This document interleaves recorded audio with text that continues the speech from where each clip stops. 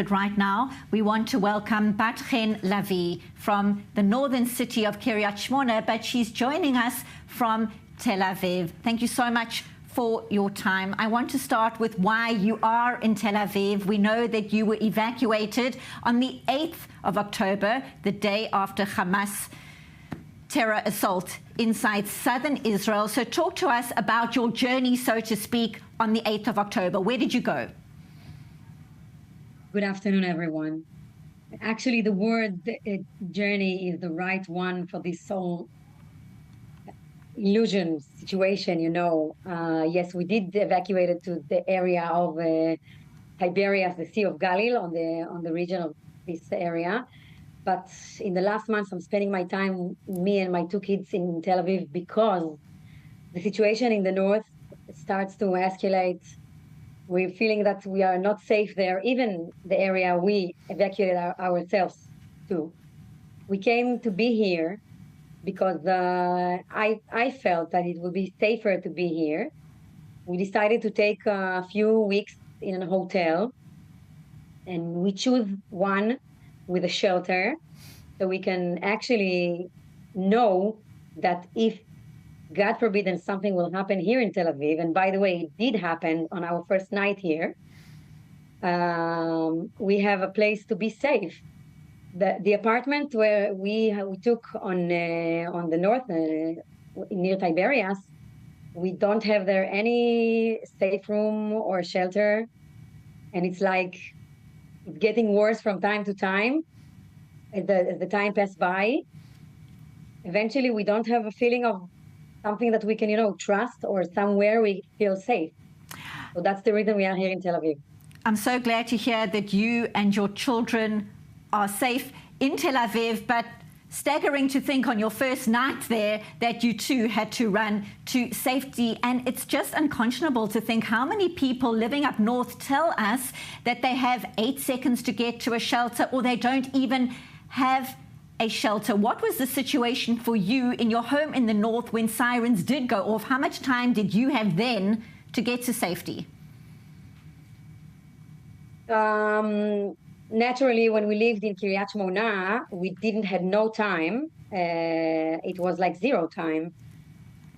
And, most of the time, there's no alert. You will hear the bombs, and then you understand that you have to run somewhere safe, sorry. On the settlement Migdal, where I took a house to live with my kids, we have something like a minute and 20 seconds. But I can tell you that over there on April, the night that we had this attack from Iran, and as I said, we don't have any safe room over there, no shelter nearby. It was a very, very hard night. We had like 10 hours of a very tough anxiety.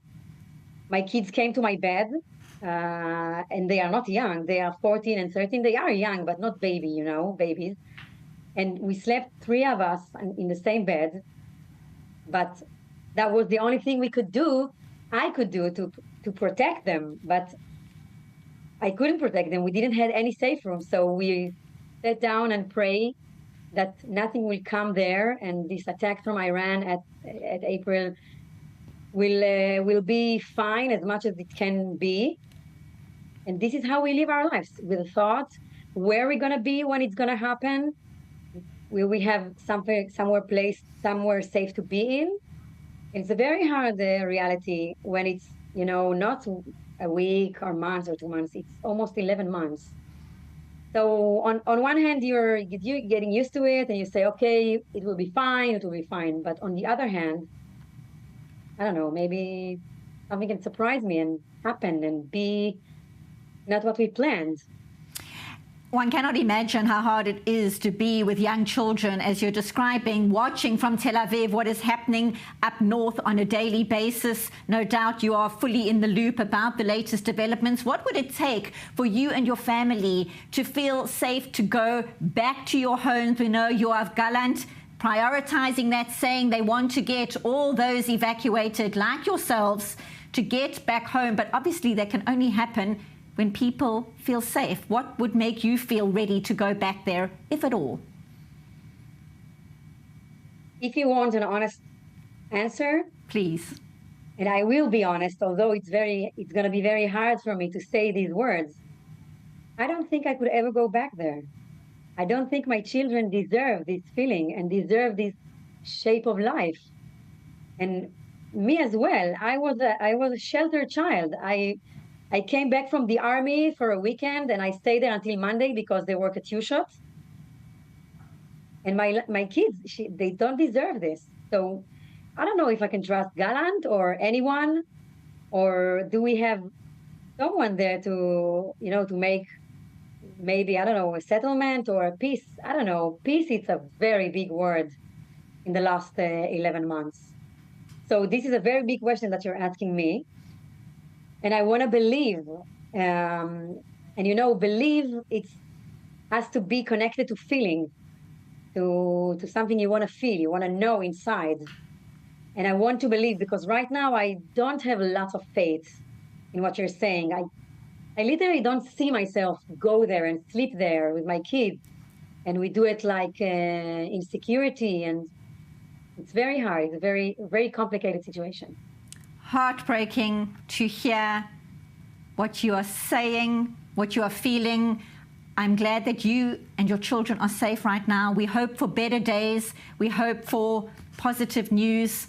Hopefully that does happen for you and your family. But Hen Lavi, speaking to us from Tel Aviv, thank you so much for being with us. We so appreciate you speaking to us at this very difficult time. Thank you. Thank you very much. So good evening. Thank you very much.